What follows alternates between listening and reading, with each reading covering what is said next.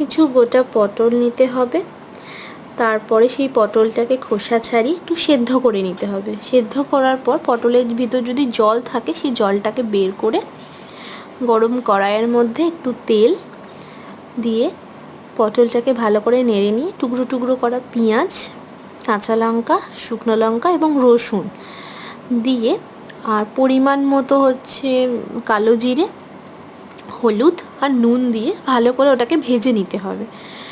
যখন লাল লাল হয়ে আসবে সেই ভাজাটার পরে ওটাকে আমরা তুলে নিয়ে চিংড়ি মাছটাকেও ভেজে নিতে হবে এবং দুটো ভাজা ভালো করে হয়ে গেলে যখন লাল লাল করে ভাজা হয়ে যাবে, ভাজা হয়ে যাওয়ার পরে ওটাকে মিক্সিতে বা শিলনোড়ায় পেস্ট করে নিতে হবে। শিলনোড়ায় পেস্ট করলে বেশি ভালো হয় এবং পেস্ট করার পরে ওটা রেডি হয়ে যাবে। এবং যদি কেউ মনে করেন পরে আবার ওই পেস্টের ব্যাপারটাকে কড়াই আর একটু নেড়ে নেবেন তাহলে থোকো থোকো হয়ে যায়, সেটা দিয়ে গরম ভাত একবার জমে যাবে। যদি এই রান্নাটা ভালো লেগে থাকে আপনারা একবার ট্রাই করবেন এবং ট্রাই করে আমাকে জানাবেন কেমন লাগলো।